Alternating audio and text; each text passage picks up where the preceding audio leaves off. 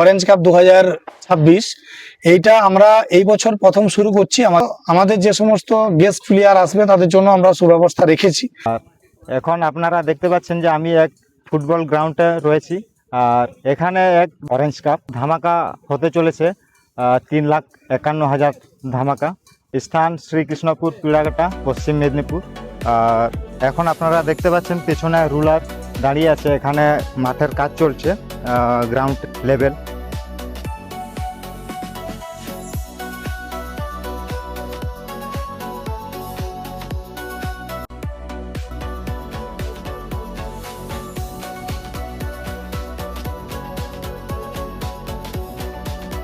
আট 9 তারিখ আগস্ট। তো চলো একটু কথা বলা যাক। নমস্কার, আমি শ্রীকৃষ্ণপুর যুব সংঘ ক্লাবের প্রেসিডেন্ট শেখ শাহজাহান আলী। কয়েকটা জায়গাতে আমিও দেখলাম যে দূর দূরান্ত থেকে টুর্নামেন্ট দেখার জন্য বা ধামাকা ফুটবল প্রেমীরা দূর দূরান্ত থেকে চলে আসেন।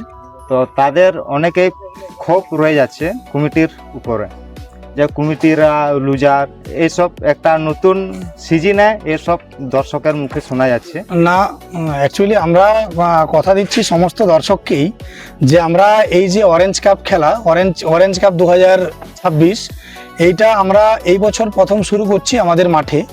আপনি মাঠের পরিকাঠামো দেখুন, আমরা মাঠে সমস্ত রকমের কাজকর্ম আমাদের চলছে অলরেডি। আজ থেকে প্রায় 4-5 দিন আগে থেকে কাজ শুরু হয়ে গেছে।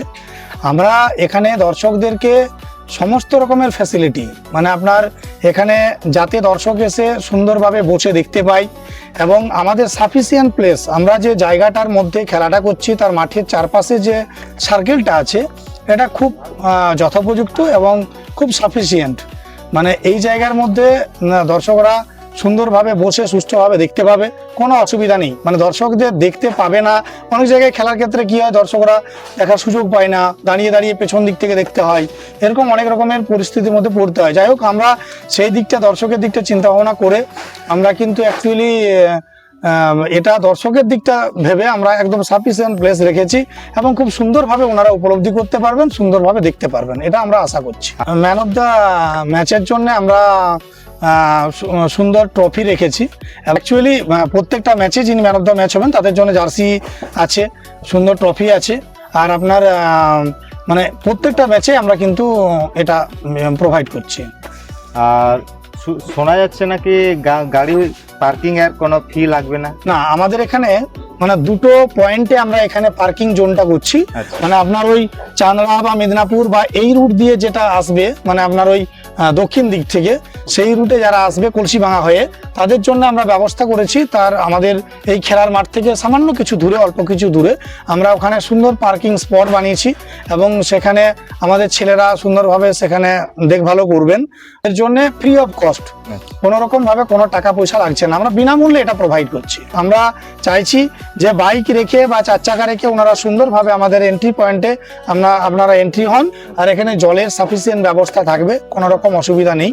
আর মূলত আমাদের যে সমস্ত গেস্ট প্লেয়ার আসবে তাদের জন্য আমরা সুব্যবস্থা রেখেছি, মানে থাকার জন্য মানে সুন্দর একদম প্যান্ডেলের ব্যবস্থা করেছি, যাতে ওনারাও করে। এবং দলের জন্য আমরা যে দলগুলা আসবে, যারা ফার্স্ট দিন যারা খেলায় অংশগ্রহণ করবে, ওনাদের জন্য পুরো ডিভাইডেশন করে প্লেস আমরা একদম ঠিকঠাক করে রাখবো।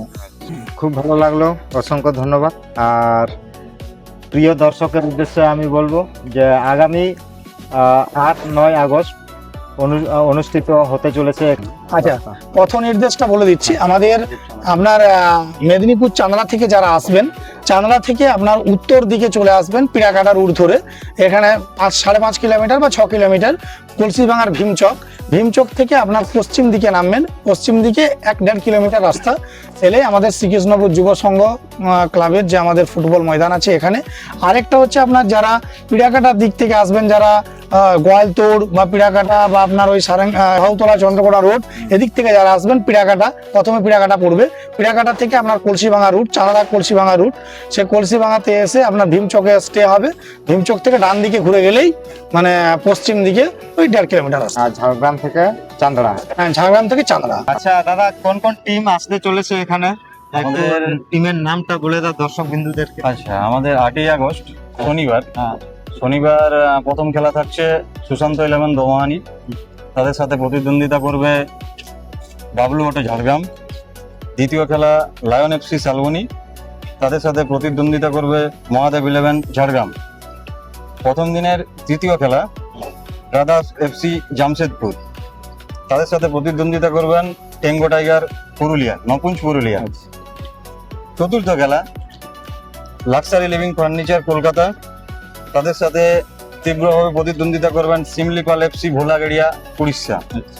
দ্বিতীয় দিনের প্রথম খেলা Sijua MSK focus 11 Jagannathpur, Disha and Lisa Jhargram, Naresh sports, Qutub king FC Kolkata, Jangalmahal friends united Gopiballavpur, SB 11 Medinipur, মানে দ্বিতীয় দিনের শেষ খেলা প্রথম গ্রাউন্ডের এসবি 11 মেদিনীপুর, পিকু স্টার দেগঙ্গা উত্তর 24 পরগনা। আর 9 সেট না? 9 সাইডের গেম হবে আমাদের। 4 জন থাকবে আমাদের ফরেনার প্লেয়ার, বাকি প্লেয়ার সব দেশি প্লেয়ার থাকবে। হ্যাঁ, মানে আমাদের ম্যাক্সিমাম 4 জন ফরেনার প্লেয়ার থাকবে। অসংখ্য ধন্যবাদ। হ্যাঁ, ডেট 8-9 আগস্ট অবশ্যই চলে আসবেন খেলা দেখতে, যথাসময়ে আমন্ত্রিত রইল। আর যদি আমার ফেসবুক পেজে নতুন হয়ে থাকো তো ফলো করে পাশে থাকবেন।